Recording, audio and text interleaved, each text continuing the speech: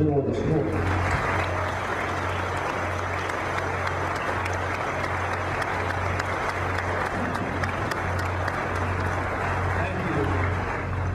Okay, please be seated. Except for you. Thank you all for, by the way, there's some seats up there if any of you would like to sit down. I have an hour-long presentation on North Korean nuclear buildup that I know you've been waiting for. I want to say how honored I am to be in your company. I'm very pleased to not be in Washington, D.C. It's very hard trying to do the Lord's work in the city of Satan, and so I'm very happy to be with some genuine American heroes. America and the Congress is rather divided now, as you know.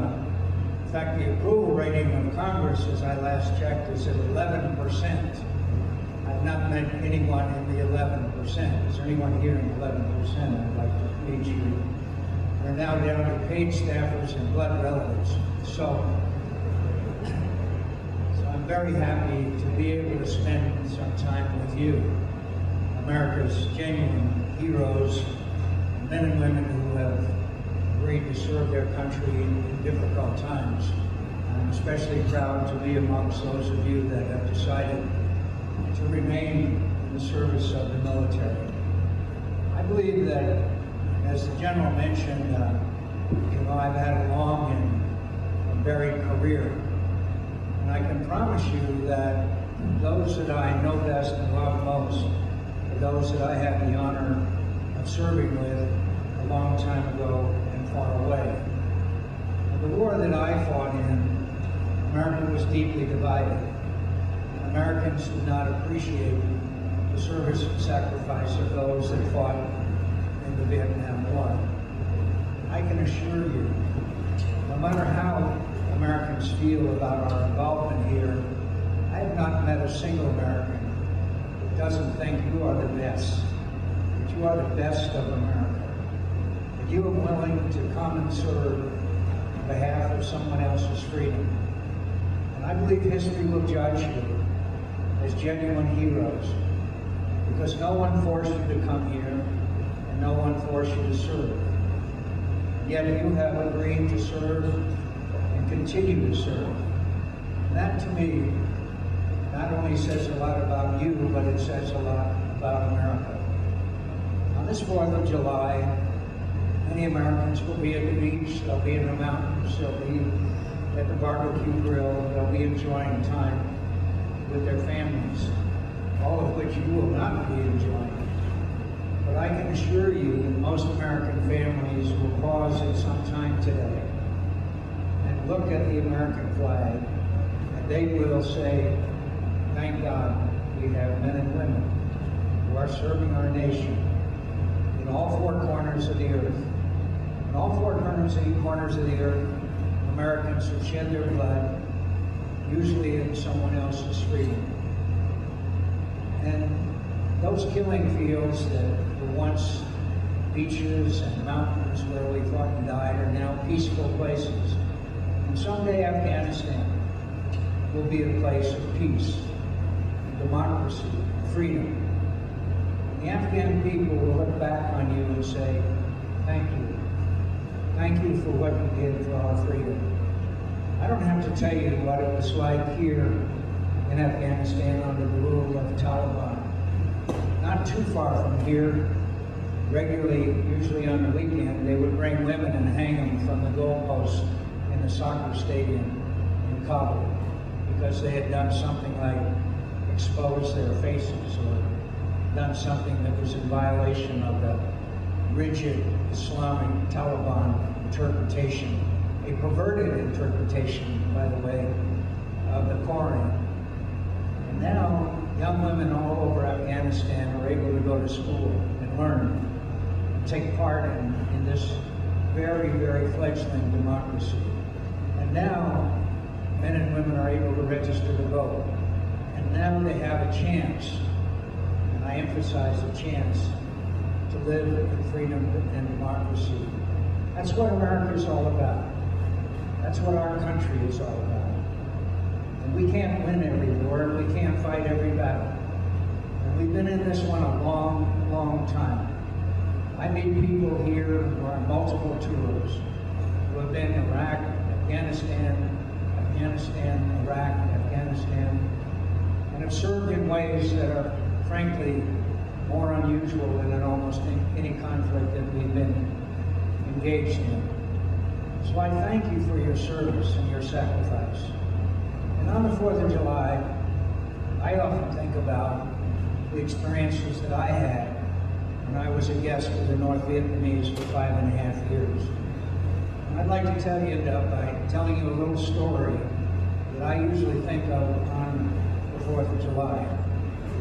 During the time that I was shot down and was a prisoner of the North Vietnamese, for the first 3 years, they kept us in solitary confinement or 2 or 3 to a cell so that we couldn't communicate with each other and organize. And they were not very pleasant to us, to say the least. Well, thanks to the effort of millions of Americans on our behalf, the Vietnamese changed the treatment and put us in rooms of 20 or 25 prisoners in each cell. One of the people who was put into the cell that I was in was a man named Mike Christian. Mike Christian was born in a small town near Selma, Alabama. Came from a very poor family. He didn't wear a pair of shoes until he was 9 years old. Mike Christian enlisted in the United States Navy, later became an officer and was an A-6 bombardier navigator. Mike Christian had a keen and deep appreciation of the opportunities that service in the United States military provides you.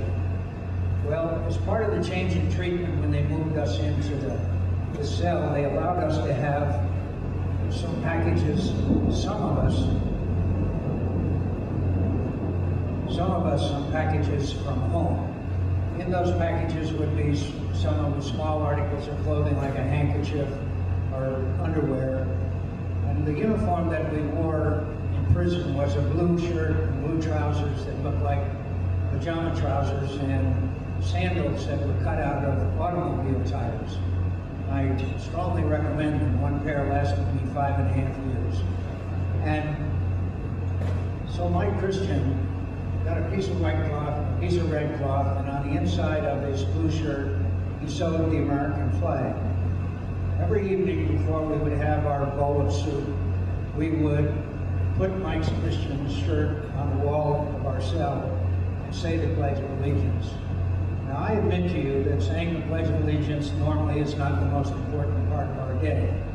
I can tell you that in that prison cell, some of whom had already been in prison for more than 7 years, it meant a lot to us. One day the Vietnamese came into our cell, searched the cell, found Mike Christian's shirt with the flag sewn in the tie of it, and removed it. That evening they returned to the cell, opened the door, called for him to come out, and right outside the cell, for the benefit of all of us, beat him very severely for the next hour. And they opened the door of the cell and threw Mike Christian back in. As you can imagine, he was not in very good shape from the beating that he had just taken. The cell that we lived in had a light bulb shown in each corner of the room and a concrete slab in the center of the room on which we slept. After we cleaned up Mike Christian as well as we could, I went to lie down on the concrete to go to sleep, and I happened to look in the corner of the cell, and there, beneath the light bulb, with a piece of white cloth and a piece of red cloth, and his bamboo needle, with his eyes almost shut from the beating that he had received, was Mike Christian sewing another American flag. He wasn't doing that because it made him feel better. He was doing it because he knew how much it meant to us to be able to pledge our allegiance to our flag and our country. So I will always keep the memory of Mike Christian and those I had the honor of serving with. And you will always keep alive the memory of your comrades who have been wounded and have fought in behalf of someone else's freedom. America is proud of you. We love you, and we thank you for your service to our nation. God bless.